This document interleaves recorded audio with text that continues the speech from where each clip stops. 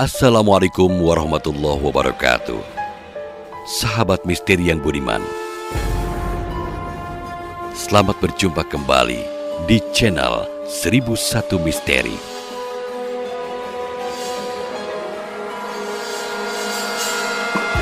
Apa kabar semuanya? Semoga sahabat misteri kami jumpai dalam keadaan baik, dalam keadaan sehat, selalu dilimpahkan rezekinya, dilancarkan segala urusannya, dan senantiasa mendapatkan perlindungan dari Yang Maha Kuasa. Dan semoga bisa menyimak tentang kisah-kisah yang kami sampaikan di channel ini. Selamat mengikuti.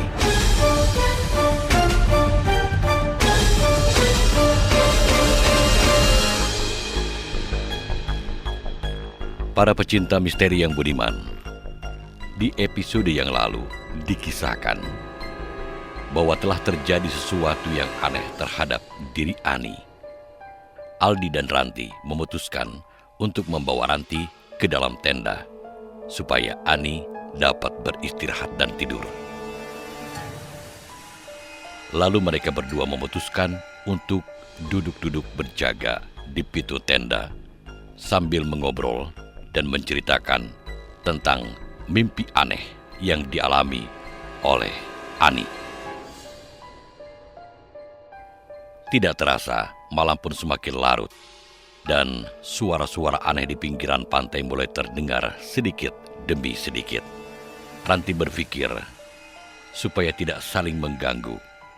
Akhirnya, Ranti dan Aldi pun memutuskan untuk menutup pintu tenda dan mengurung diri untuk beristirahat.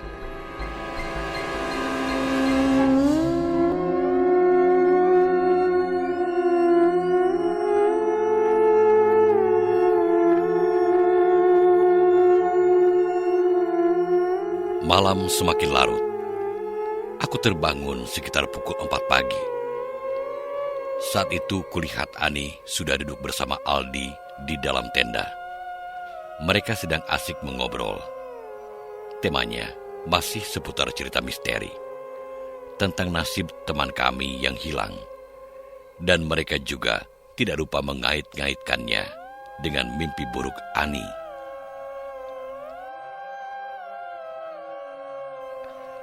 Aku segera bangun dan ikut bergabung setelah meneguk air putih dari dalam botol.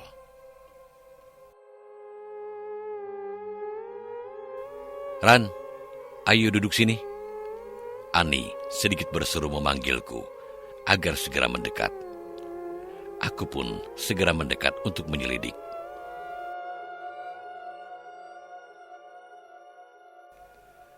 "Aku mimpi buruk lagi." Ani mengusap wajahnya dengan kedua tangannya. Mukanya terlihat begitu serius menatapku. Aku masih diam, bersiap-siap untuk mendengarkan kelanjutannya.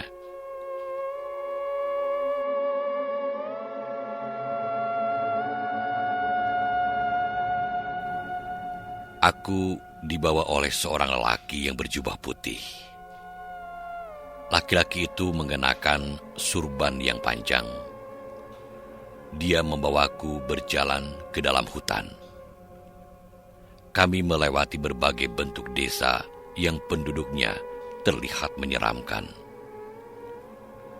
Mereka menggantungkan tulang-tulang binatang di luar halaman rumah mereka. Mereka juga menatap kami dengan penuh amarah dan kebencian.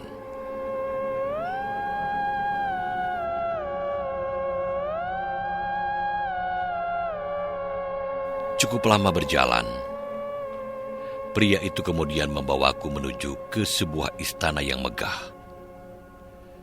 Di dalam istana itu banyak sekali prajurit yang bersenjata lengkap.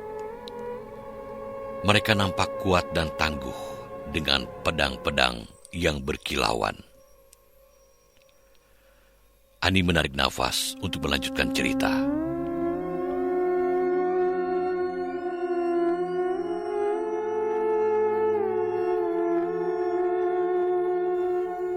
Di bawah istana itu ada sebuah ruangan penjara besi yang luas.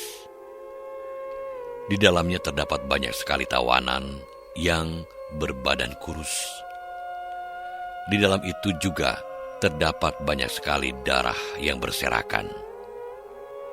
Mereka semua nampak menjerit, menggulurkan tangan untuk meminta pertolongan. Mereka disiksa, diikat dengan rantai, dan kemudian dipukul serta ditusuk dengan benda-benda tajam. Aku benar-benar takut melihatnya. Aku bahkan sampai menangis dan meminta agar pria itu segera membawaku pergi dari tempat tersebut.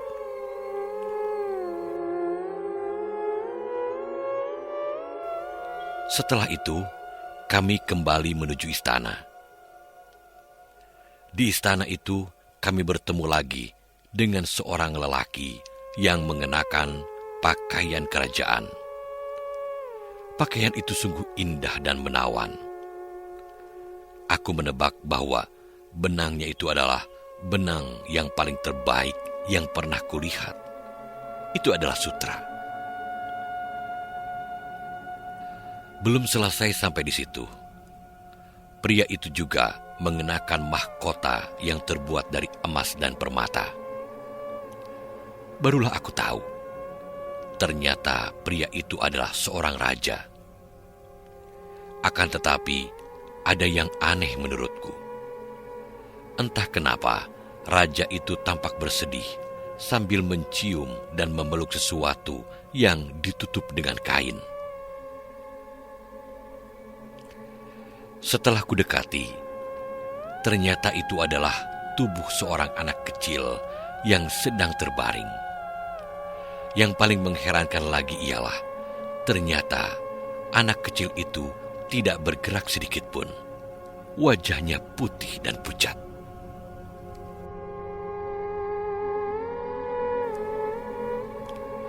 Barulah aku sadar kenapa pria itu menangis. Ternyata itu adalah anaknya yang sudah meninggal. Ani menatap wajah kami satu persatu dengan nada haru.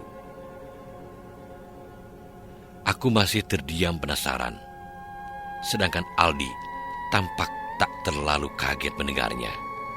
Mungkin Ani sudah menceritakan cerita tersebut kepada Aldi sebelum aku bangun. Begitu dugaanku.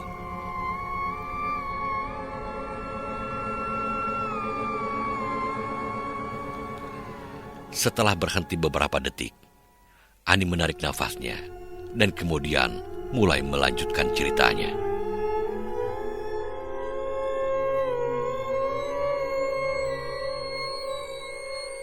Tak lama kemudian, tiba-tiba pria itu memarahiku. Dia menamparku dengan tangannya. Akan tetapi, pria yang berbaju putih segera melerai keadaan. Pria tersebut terus memarahiku dan menatapku dengan tatapan yang penuh kebencian. Lalu kemudian, pria yang berbaju putih menenangkan pria tersebut. Syukurlah, tak lama kemudian, pria itu pun sudah kembali tenang. Pipiku terasa perih sekali. Aku langsung menjerit menahan sakit. Kemudian, mereka berdua berbincang-bincang satu sama lain. Aku tidak mengerti dengan bahasa yang mereka ucapkan.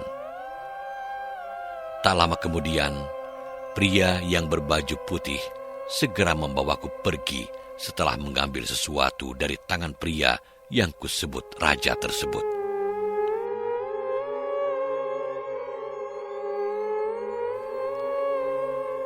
Tiba-tiba kami sudah sampai di sebuah ruangan baru. Itu adalah ruangan penjara yang lain. Akan tetapi, penjara tersebut nampak aneh. Karena semua jerujinya tampak kosong, tanpa tawanan.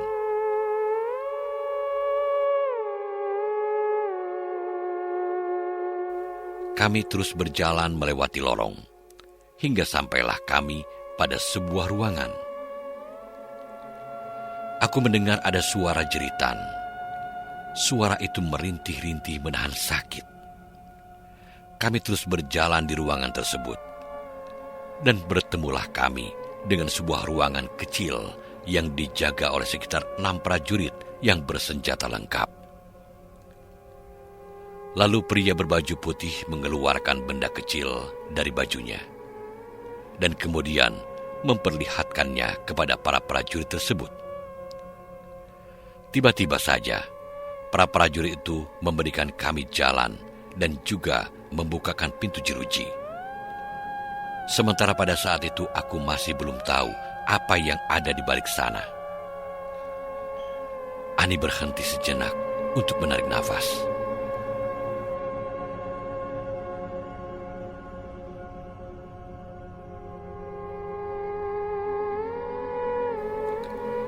Aku masih terdiam seperti anak kecil yang penasaran dengan cerita dongeng sebelum tidur. Setelah pintu itu dibuka, aku melihat ada seorang lelaki yang tergeletak di tanah. Laki-laki itu mendesah dan menggigil kesakitan.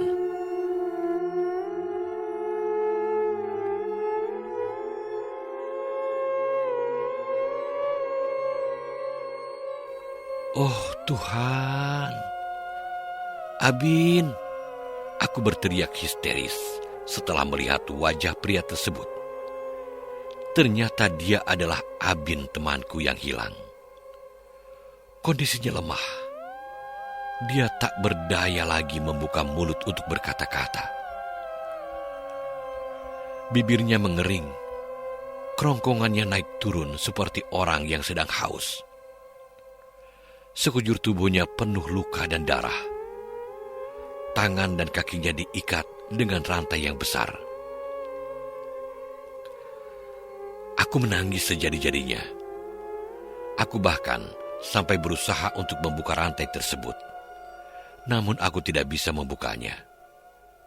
Aku bahkan juga meminta tolong agar pria berbaju putih itu menolongnya. Namun pria itu diam, tidak menjawab. Dia hanya menatap wajah Abin dengan tatapan kosong. Aku masih menangis histeris sambil berusaha untuk melepaskan rantai tersebut.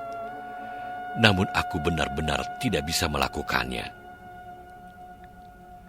Tak lama setelah itu, entah bagaimana caranya, tiba-tiba saja kami sudah berada di tempat yang lain.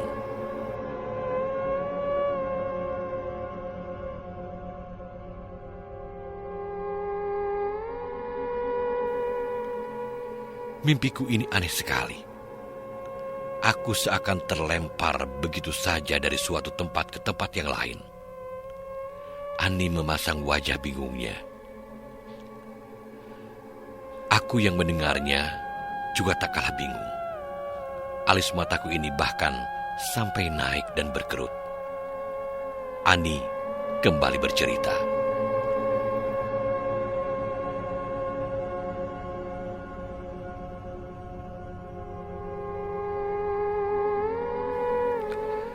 Pria yang berbaju putih itu membawaku berjalan menuju sebuah ruangan lain. Ruangan itu terlihat seperti istana. Di dalamnya terdapat banyak ruangan. Kami masuk ke salah satu ruangan yang berada di samping kanan kami. Di dalam ruangan tersebut banyak lagi ruangan yang lain. Lalu kami masuk tepat ke ruangan yang berada paling ujung. Di dalam ruangan itulah aku bertemu dengan Mela dan Reisha. Aku melihat mereka terkurung dalam ruangan penjara. Kedua tangan mereka diikat dengan rantai. Bukan main kagetnya aku pada saat itu. Jantungku terasa seakan hampir meledak. Mereka berdua menangis meminta tolong kepada aku. Aku berlari mengulurkan tanganku ke dalam penjara tersebut. Namun aku tidak bisa menyentuh mereka, karena posisi mereka cukup jauh di dalam. Aku benar-benar panik. Aku bahkan sampai beberapa kali memukul dan menabrak pintu itu dengan tubuhku. Namun aku juga gagal. Aku memohon agar pria yang berjubah putih itu bersedia untuk membantuku. Namun, lagi-lagi Ternyata kali ini dia juga diam tanpa tanggapan.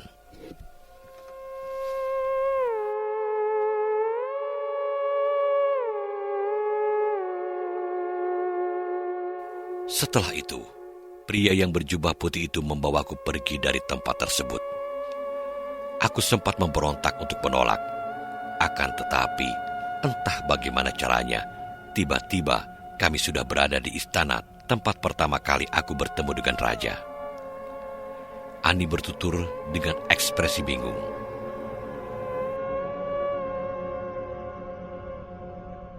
Saat itulah raja tersebut memberikanku sesuatu. Setelah ku pegang, ternyata itu adalah setangkai bunga mawar.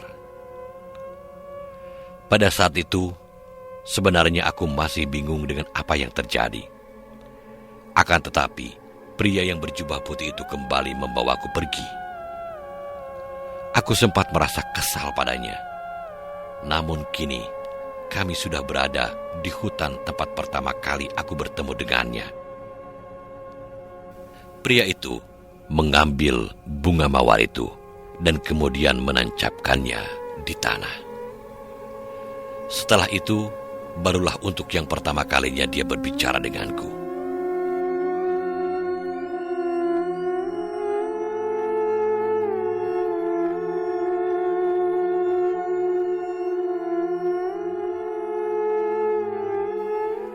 Jika kau ingin menyelamatkan teman-temanmu, maka kau harus datang ke tempat ini.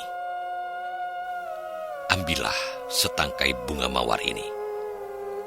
Dan kemudian datanglah ke tempat pertama kali temanmu membuang kotorannya. Gali tanahnya tersebut hingga menjadi sebuah sumur. Setelah itu, jangan lupa kau tanam bunga mawar ini di tepi sumur itu. Kau juga harus meletakkan bunga mawar ini di dalam air sumur tersebut. Karena temanmu telah membuang hajat di tempat yang salah. Dia telah mengotori air sumur itu yang mereka anggap suci. Bahkan, anak sang raja juga telah meninggal karena sakit tercemar oleh air tersebut yang sudah kotor. Pria itu langsung menghilang. Ani mengakhiri ceritanya. Aku bahkan masih terdiam, tak mampu berkata-kata setelah terperangah mendengar cerita mimpinya Ani yang misterius.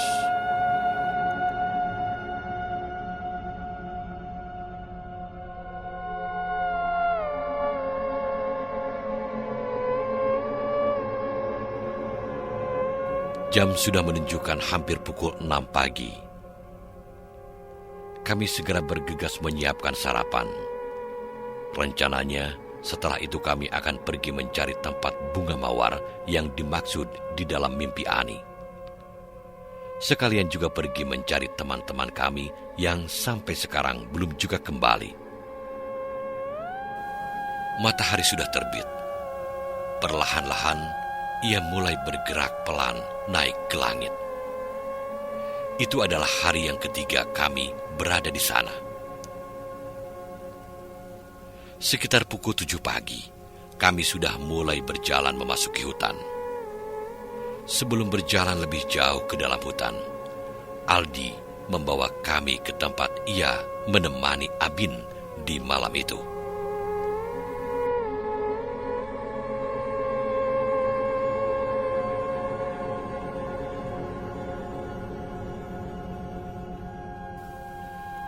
Kami menemukan sebuah sumur yang seukuran 4 meter persegi. Sumur itu sudah semak ditumbuh oleh rumput-rumput liar. Aku benar-benar tidak menyangka bahwa di tempat itu ada sebuah sumur. Siapakah yang membuatnya? Begitulah pertanyaan yang muncul di dalam hatiku. Namun itu belum seberapa. Ternyata ada yang lebih aneh dari hal tersebut.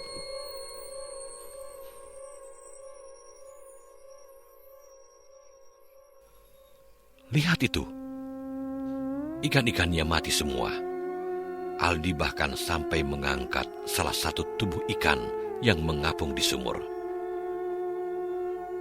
Jumlahnya mencapai puluhan ekor. Ikan-ikan tersebut berwarna-warni. Ukurannya hanya sebesar 2 jari. Akan tetapi bentuknya sangat unik. Aku belum pernah melihat ikan tersebut sebelumnya. Aku tidak tahu apakah nama dari ikan tersebut. Benar, mimpi Ani memang benar. Ikan-ikan ini sebagai buktinya bahwa air sumur yang mereka anggap suci ini sudah tercemar dan kotor. Aldi tiba-tiba berbicara sendiri membenarkan mimpi Ani. Aku hanya mengangguk, ikut takjub. Tak lama kemudian, kami segera bergegas untuk melanjutkan perjalanan. Pulau itu cukup besar. Jika kita ingin menembus hutan dari sisi pantai utara menuju pantai yang ada di selatan, maka akan menghabiskan waktu sekitar 4 jam perjalanan. Cukup besar, bukan?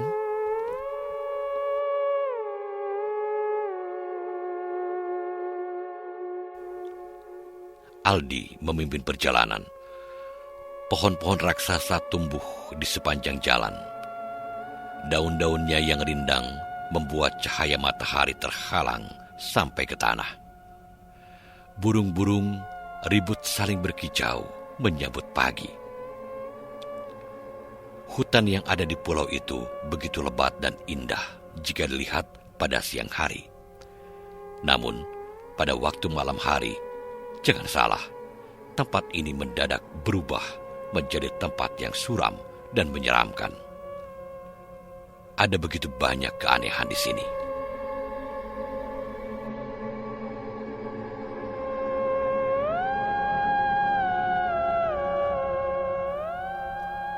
Coba periksa HP-mu, Ani. Mana tahu, udah ada sinyalnya. Aku berkata pada Ani yang berjalan di depanku. Ani kemudian menggaruk saku celananya dan kemudian mengeluarkan ponselnya.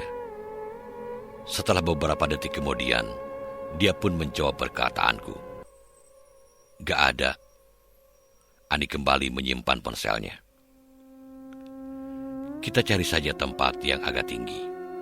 Mana tahu nanti kita akan dapat keberuntungan dengan sinyal yang bagus. Begitu kata Aldi setelah mendengar nada bicara Ani yang sedikit kesal dengan jaringan ponselnya yang masih kosong.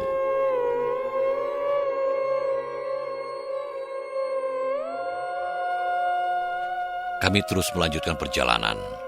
Tak lama kemudian, kami pun bertemu dengan anak sungai yang tidak terlalu besar. Namun airnya cukup deras mengalir. Kami berhenti di sana selama beberapa menit saja. Sepertinya tidak lama lagi kita akan sampai ke tempat tersebut. Tiba-tiba Ani berbicara sendiri di depan.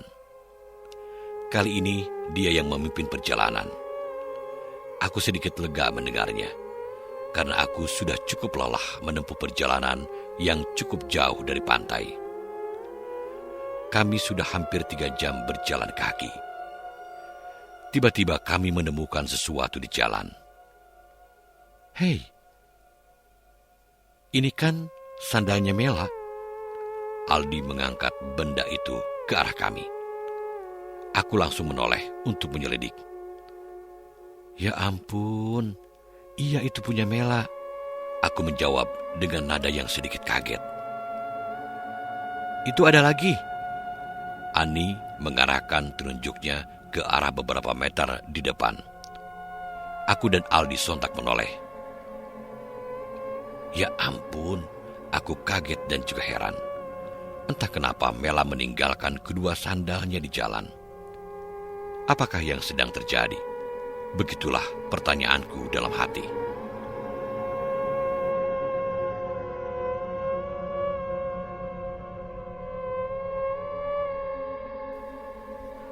Sepertinya dia tidak sengaja menjatuhkannya di jalan. Dan aku rasa Mela pasti sedang panik. Sehingga dia tidak sadar sampai menjatuhkan sandalnya. Aldi berkata seperti gaya polisi yang menyelidiki kasus pembunuhan. Ia terlihat begitu yakin dengan dugaannya.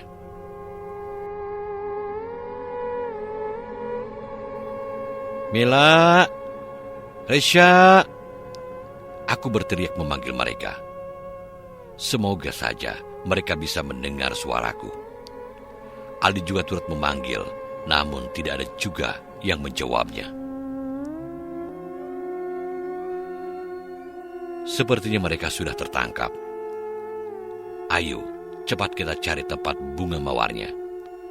Ani segera kembali bergegas memimpin perjalanan. Perjalanan pun kembali dilanjutkan.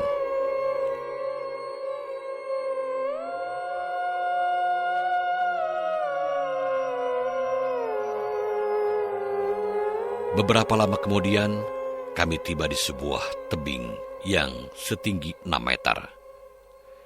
Kita akan pergi ke arah sana. Ani segera berbelok ke arah kiri, dan kemudian lurus berjalan. Aku dan Aldi hanya diam. Kami segera mengekor dari belakang.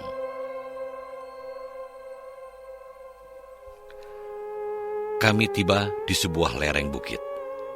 Dari sisi kanan dan kiri terdapat 2 bukit batu yang cukup tinggi.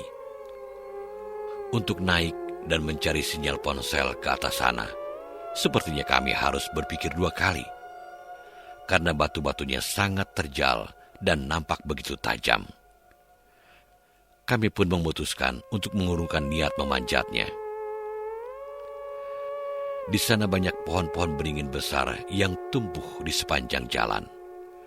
Pohon-pohon beringin itu sudah ditumbuhi oleh benalu-benalu yang akarnya saling menjeluntai. Pemandangan itu cukup mengerikan.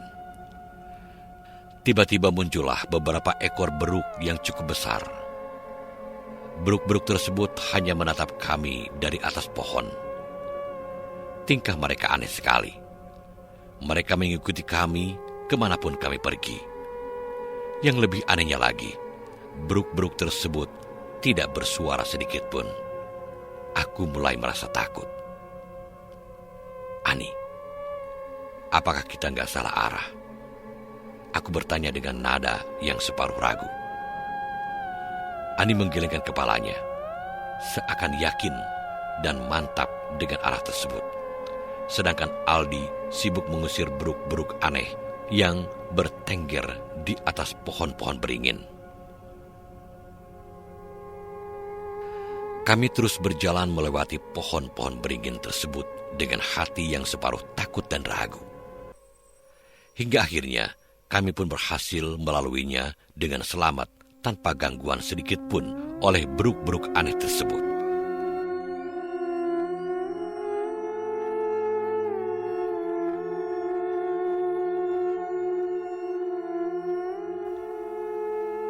Wow, indah sekali tempat ini. Aku tersenyum kagum ketika melihat hamparan taman bunga kecil yang indah. Di sana terdapat cukup banyak jenis bunga, seperti anggrek, rafflesia, dan banyak lagi yang lainnya. Luas taman itu tidak terlalu besar, mungkin hanya berukuran seluas separuh lapangan bola saja.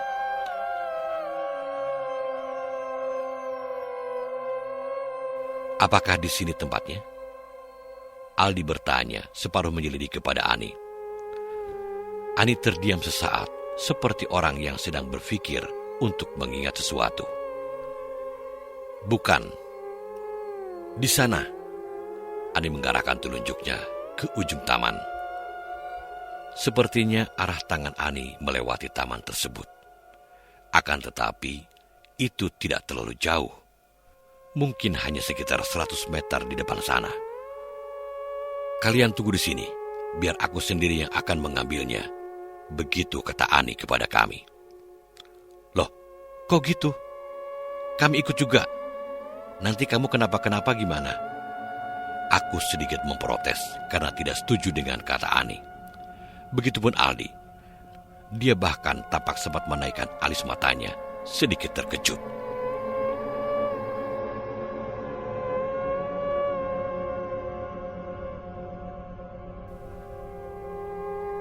Ranti, Aldi, kalian gak usah khawatir. Aku punya benda ini. Ani mengeluarkan benda kecil dari saku celananya. Benda ini dikasih oleh pria yang berjubah putih dalam mimpiku tadi malam. Sebaiknya kalian jangan ikut, karena kalian gak punya ini. Aku takut kalian kenapa-kenapa nanti kalau ikut ke sana. Ani menjelaskan semuanya dengan begitu serius, karena dia tidak bermaksud untuk meninggalkan kami di sana.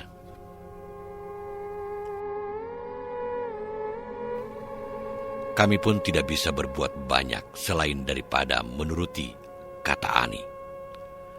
Karena dialah satu-satunya jalan agar kami semua bisa pergi dari pulau tersebut.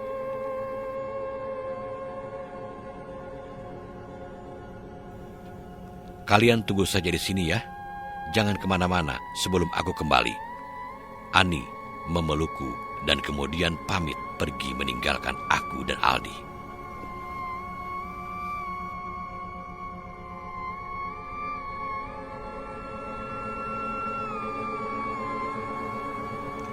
Dia mulai berjalan melewati taman bunga itu perlahan demi perlahan.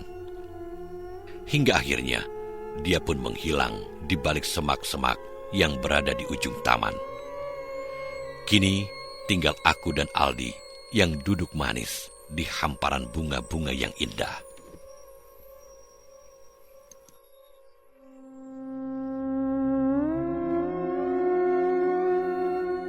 Kami duduk saling berdampingan di bawah salah satu pohon yang berukuran sedang. Aldi bercerita tentang banyak hal denganku. Mulai dari hal aneh yang kami dengar saat malam pertama waktu camping di pantai, sampai pada malam kedua saat Abin tiba-tiba berlari ke dalam hutan seperti orang yang ketakutan. Dalam ceritanya itu, dia melihat begitu banyak keanehan yang terjadi selama dia berlari mengejar Abin di hutan, hingga akhirnya dia tersesat dan kemudian terbangun di tepi sungai. Saat Aldi mendengar keributan di tepi pantai, dia mencoba mengintip dari sela-sela jendela tenda. Waktu itu Abin masih tertidur. Dia melihat ada orang yang sedang berdiri di dalam hutan, dan orang aneh tersebut melihat ke arah tenda mereka. Tak lama setelah itu, tiba-tiba Abin ngomong sendiri di sebelahnya. Iya, saya akan melakukannya. Tapi tolong, jangan sakiti aku dan teman-temanku. Abin berbicara dengan nada yang separuh memohon, akan tetapi Aldi tidak menghiraukannya. Karena setelah itu, Abin sudah kembali terdiam.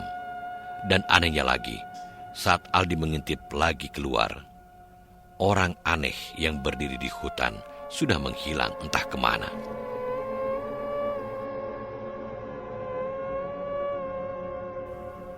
Aldi juga bercerita tentang pengalamannya selama mengejar Abin di hutan. Katanya, dia melihat banyak sekali orang-orang aneh yang bersembunyi di hutan. Orang-orang tersebut terdengar saling berbisik, dan kemudian entah kenapa, Abin merasa bahwa orang-orang tersebut ingin menangkapnya. Saat itulah dia berlari ke dalam hutan, dan dia sudah tidak peduli lagi dengan Abin. Karena dia hanya mementingkan keselamatan dirinya. Saat itulah dia bertemu dengan Pak Tua. Lalu Pak Tua itu membawanya ke rumah beliau, lalu memberi Abin makan dengan makanan yang lezat. Setelah itu, dia beranjak ke kamar dan tertidur di sana.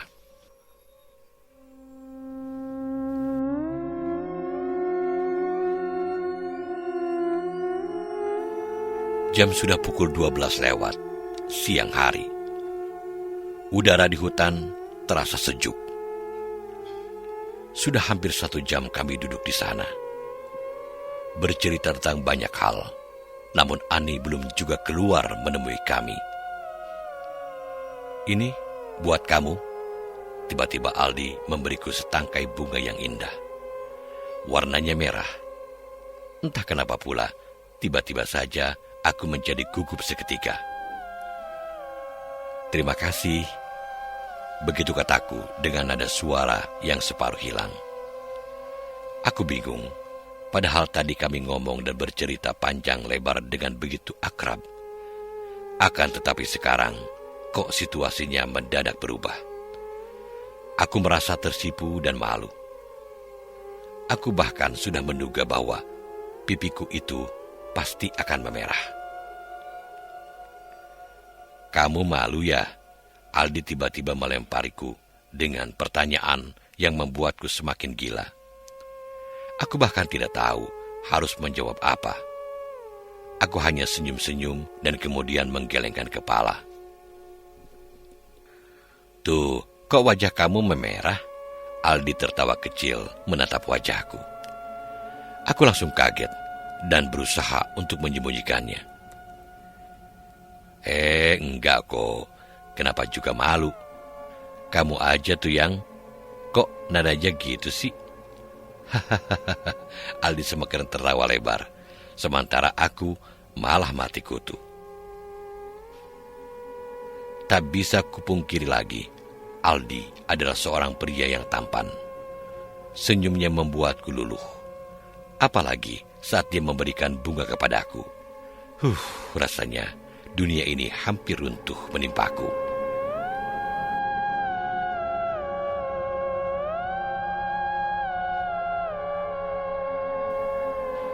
Tak lama setelah itu, tiba-tiba kami melihat ada orang yang sedang berdiri di belakang kami. Dekat jalan ke taman yang tadinya sudah kami lewati. Orang asing tersebut menatap kami dengan tatapan tajam. Dalam waktu sekitar 4 detik kemudian, tiba-tiba dia langsung pergi dan menghilang di balik semak. Melihat tersebut, kami berdua sontak heran dan saling bertanya-tanya. Bahkan Aldi sempat berlari memanggilnya. Namun orang tersebut sudah menghilang entah kemana. Aku mulai tidak nyaman lagi berada di tempat tersebut.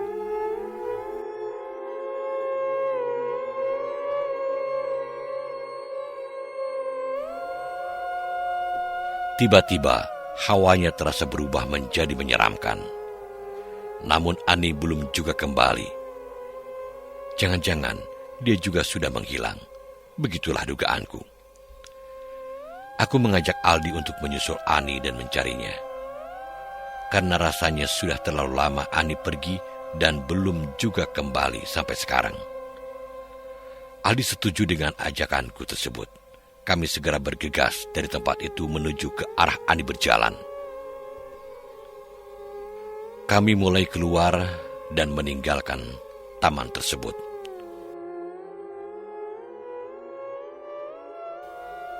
"Ani!" Aldi memanggil dengan suara yang keras. Aku juga ikut memanggilnya. Langit sudah mulai kelam. Sepertinya tidak lama lagi hujan pun akan segera turun. Begitulah dugaanku.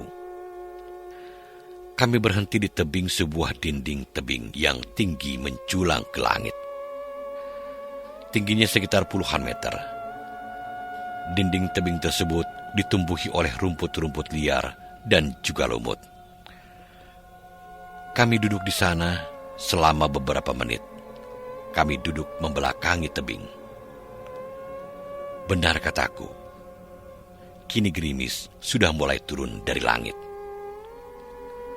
Tiba-tiba, pada waktu yang bersamaan, mataku ini tak sengaja melihat ke arah tepi tebing itu yang berada cukup jauh dari tempat kami berada. Kelihatannya ada sebuah lubang yang terlihat seperti gua. Aku segera memberitahukan Aldi tentang hal tersebut.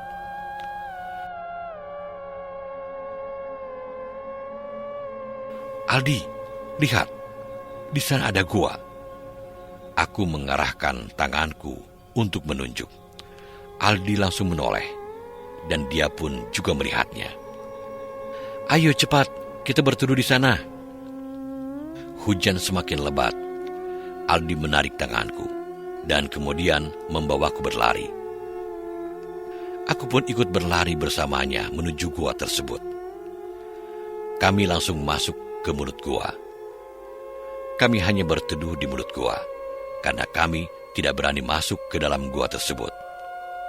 Di dalam sana sangat gelap. Kami tidak bisa melihat apapun.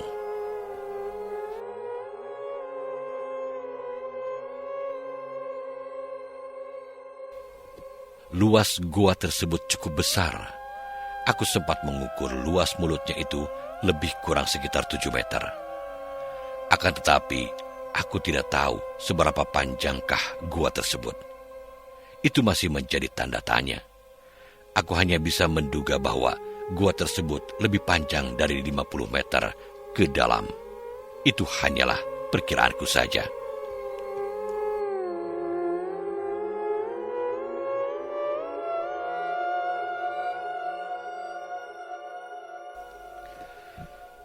Kulihat jam sudah menunjukkan pukul 2. Tidak lama lagi, hari akan berganti sore. Ani di mana? Sampai sekarang, kok dia belum juga menampakkan diri? Aku bertanya dengan nada cemas kepada Aldi. Entahlah, aku juga tidak tahu. Aldi menggerakkan bahunya. Dia juga tidak tahu. Kami diam di sana selama beberapa puluh menit sambil menunggu hujan reda.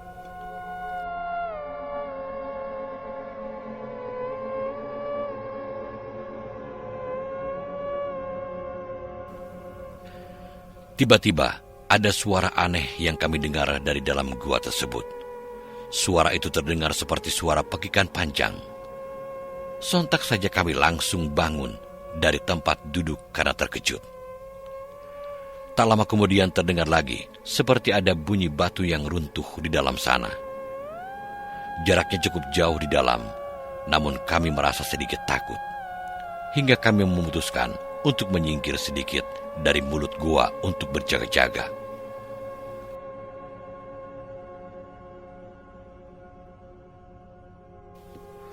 Aku memegang tangan Aldi dengan erat. Aku takut. Tiba-tiba terdengar lagi seperti bunyi suara kaki yang sedang berlari keluar. Aku dan Aldi kini sudah menjauh dari gua dalam jarak 10 meter.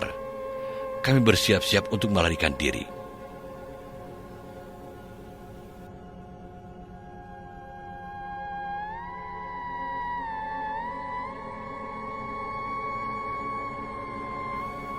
Aldi, Ranti, tolong! Suara itu tiba-tiba terdengar dari dalam gua, semakin dekat dan kian mendekat. Kami yang tadinya bersiap untuk lari, kini kembali menoleh ke belakang untuk mencari tahu suara siapakah itu.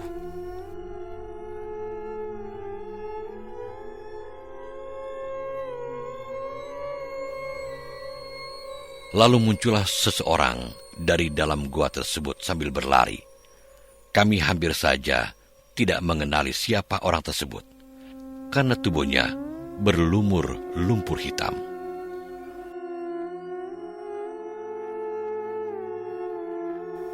Tolong aku, Ran. Orang tersebut menyebut namaku. Dia terjatuh di mulut gua. Oh, tidak. Aku berseru dalam hati. Ani! Aku langsung berlari untuk membantunya. Begitupun dengan Aldi. Ada apa? Aku bertanya pada Ani sambil membawanya keluar dari dalam gua tersebut. Makhluk aneh itu menerorku, Ani berkata dengan nada lemah. Sepertinya dia masih berusaha mengatur nafas untuk berbicara. Aku memutuskan untuk tidak melanjutkan pertanyaanku, karena menurutku hal yang paling penting dilakukan pada saat itu ialah membawanya pergi sejauh mungkin dari gua tersebut. Kami terus membawanya berjalan menembus hujan gerimis untuk meninggalkan gua tersebut. Kami pun berhasil melewati taman bunga itu dengan selamat. Kini kami sedang berjalan melewati pohon-pohon beringin yang berada di lereng bukit. Di sana kami berhenti di bawah salah satu pohon beringin yang rindang. Ada yang aneh menurutku. Beruk-beruk yang tadinya ramai bertengger di atas pohon, kini sudah tidak ada satupun yang terlihat. semuanya benar-benar sepi.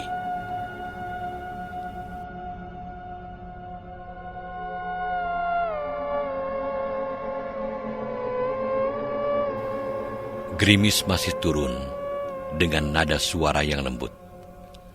Rumput-rumput kecil terlihat basah tersiram hujan.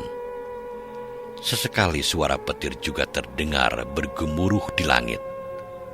Sementara kami masih juga mendekam di sana tanpa beranjak sedikit pun.